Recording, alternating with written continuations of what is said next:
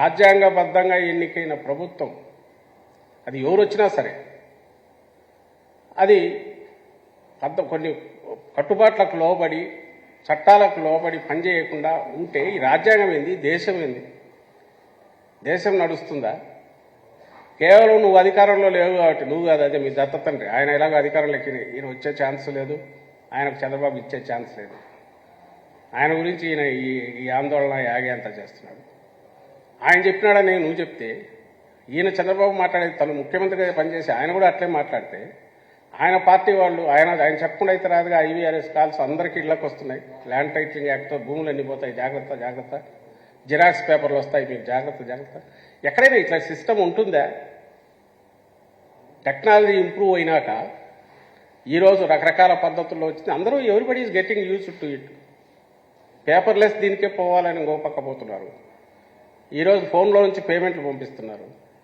ఇవి normal flight పోయి ticket కావాలంటే ఇప్పుడు ఫోన్లోనే చూపించిపోతున్నావు. ఒకప్పుడు హార్డ్ కాపీ ఉంది. అన్నీ వచ్చినాయి, మామూలుగా నడుస్తున్నాయి. కొత్త సిస్టమ్స్ దేశం 20 రాష్ట్రాల్లో ఇంట్రడ్యూస్ అయ్యేది. రెండు వేరు రిజిస్ట్రేషన్కి సంబంధించింది, అది వేరు. నమస్తే అండి. ఇది వ్యాపారం గురించి కాదు, ఓటు గురించి. ఎన్నికల్లో ఓటు వేయడం మన హక్కు మాత్రమే కాదు, కర్తవ్యం. ఎంతో మంది మహా నేతలు శ్రమించి ప్రాణత్యాగం చేసి ఈ అవకాశాన్ని మనకిప్పించారు. అందరూ ఓటు వేద్దాం. ఎందుకంటే ఓటు హక్కు ఊరికే రాదు. నా ఓటు ఎవరికో తెలుసా? అది సీక్రెట్ అండి. ఈ స్టాంప్ పేపర్ రావడం అనేది land titling act entirely different. దీన్ని కలిపి వాళ్ళు ఇష్టం వచ్చినట్టు ప్రచారం చేస్తే భయం వేస్తుంది. ఏం భయం అంటే వీళ్ళు ప్రజల్లో ఒక రకమైన భయాన్ని పెంచే రకంగా, వ్యవస్థ మీద నమ్మకం పోయే రకంగా ప్రజల మెదళ్ళు విషపూరితమయ్యేట్టు చేసే ప్రయత్నం చేస్తున్నారు కదా. ఈ ఒక్కటి చాలు వీళ్ళు రాజకీయ పార్టీగా కానీ, ఓ బాధ్యత కలిగిన రాజకీయ పార్టీగా కానీ అసలు ఉండడానికి, లేదా పరిపాలన వదిలేసేయండి, ఓ బాధ్యత కలిగిన ఒక ఆర్గనైజేషన్గా కానీ రాజ్యాంగబద్ధమైన ఈ దేశంలో కానీ ఇక్కడ ఉండడానికి వీళ్ళకి అర్హత లేదు అనేది స్పష్టంగా తెలుస్తుంది. మళ్ళీ చెప్పండి, మేము మీడియా ద్వారా కూడా అడుగుతాం, మీడియాని అడుగుతున్నా, ప్రజలను అడుగుతున్నా. ఈజ్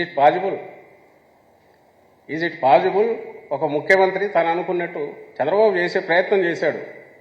అప్పుడు ఎవరికో ఐఎంజీ భారత్ అని వాళ్ళకి 800 ఎకరాలు కట్టబెట్టే ప్రయత్నం అట్లాంటివి చేశాడు.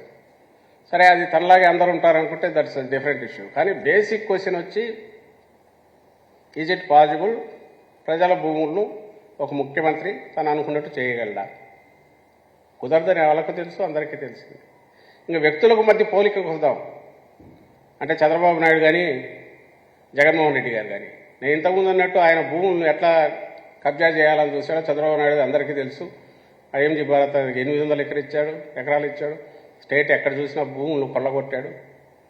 అండ్ రాచి రంపాన పెట్టాడు. ఆయన హయాంలోని చుక్కల భూముల గందరగోళం, లేకుంటే డూప్లికేట్ రిజిస్ట్రేషన్లు, ఎలక్ట్రానిక్ దాంట్లో ఎక్కి అంతా భూములన్నీ అడ్డగోలుగా ఇచ్చేసిన వ్యక్తి చంద్రబాబు అయితే, జగన్మోహన్ రెడ్డి గారు లిబరేట్ చేశారు, రైట్స్ ఇచ్చారు.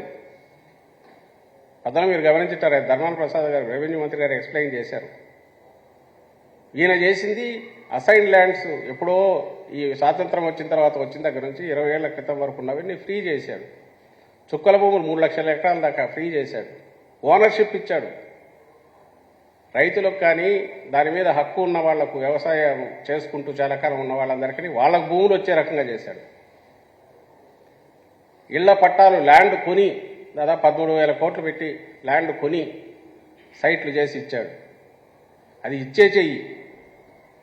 చంద్రబాబుది లాక్కొని దోపిడీ చేసే చెయ్యి. ఏమరపాటు నువ్వు ఉంటే నీ జోబులు నిలువు దోపిడీ చేసే చెయ్యి అది చంద్రబాబు నాయుడు. ఇది ప్రజలకు తెలియదా? కానీ ఇంతకుముందు అన్నదే డెస్పరేషన్లో ఉన్నారు, దిక్కు తెలియట్లా, ఏం మాట్లాడాలో తెలియట్లా. ఇంకా తిట్టడము, కన్ఫ్యూజ్ చేయడం, విషప్రచారం చేయడం,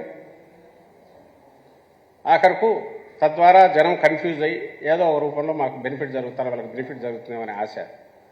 ఇంకా 10 రోజులు ఇది ఎట్లా భరించాలని కూడా అర్థం కావట్లేదు. ఏ రోజు ఏం మాట్లాడతారో తెలియదు. క్యారెక్టర్ అసాసినేషన్, తిట్లు, బూతులు, లేని అబద్ధాలు, అబద్ధ ప్రచారాలు, విష ప్రచారాలు, ఇవన్నీ చేసి అసలు ప్రతిపక్షంగా కూడా మేము అనర్హులు అనేది ఖచ్చితంగా వీళ్ళు రుజువు చేసుకున్నారు.